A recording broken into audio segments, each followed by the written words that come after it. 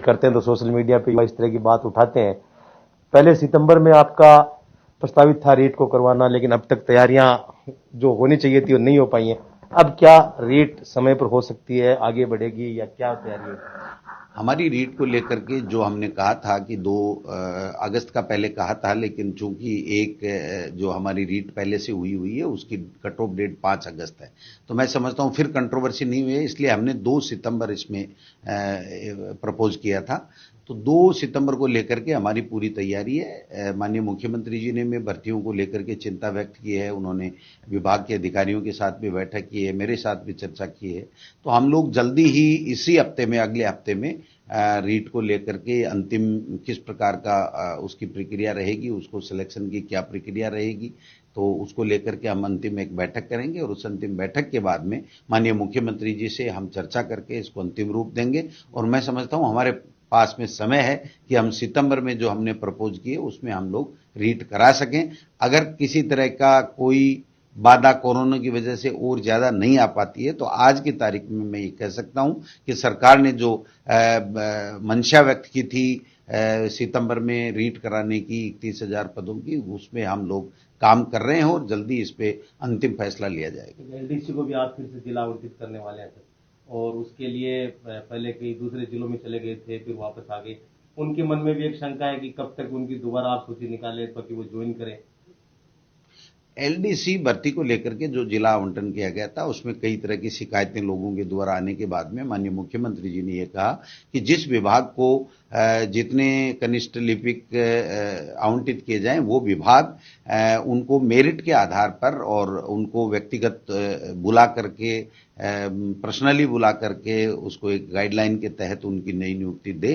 तो मैं समझता हूं इस दिशा में हमने गाइडलाइन तैयार कर ली है और उस गाइडलाइन के मुताबिक हमने आगे उनसे जिला मांगने का जो प्रक्रिया है उसको भी काम करना चालू कर दिया है और जल्दी से जल्दी हम लोग इस प्रक्रिया को आगे बढ़ाएंगे। और मैं समझता हूं चाहे एलडीसी की भर्ती हो, चाहे सेकंड ग्रेड के अध्यापकों की भर्ती हो, जिसके बारे में भी आप शायद पूछेंगे, तो ये सब चीजें हम लोग एक पाइपलाइन में है और निर्धारित प्रक्रिया से आगे बढ़ रही हैं और जल्दी इसको जुलाई माह में हम लोग इन दोनों भर्तियों को जो है वो धरातल पे उतारेंगे और हमें कनिष्ठ लिपिकों को भी नियुक्ति देंगे और सेकंड ग्रेड के हमारे जो वरिष्ठ अध्यापक हैं उनको भी हम नियुक्ति देंगे। एक सर, कुछ नवाचार आपके द्वारा इस कोरोना काल में किए गए, चाहे वो आकाशवाणी से पढ़ाई की बात हो, दूरदर्शन से हो, आपका स्माइल प्रोजेक्ट हो, किस तरह का रिस्पॉन्स अब तक मिल रहा है? क्योंकि आपके पास फीडबैक आता होगा।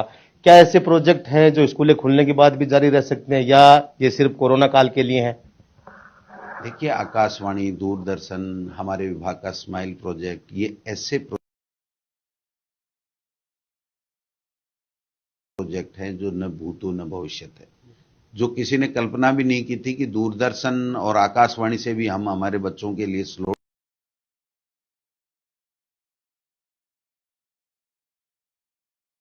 फ्री में एक तरीके से लेकर के आ जाएंगे भारत सरकार से। ये राजस्थान के सरकार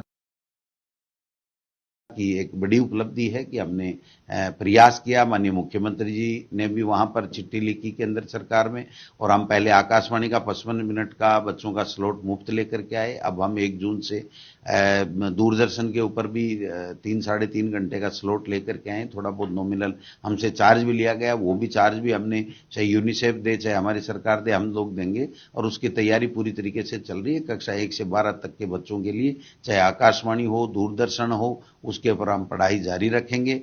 और मैं समझता हूं जो स्माइल प्रोजेक्ट है ये भी हमारा बहुत अच्छा चल रहा है, इसका भी रिस्पॉन्स अच्छा आ रहा है।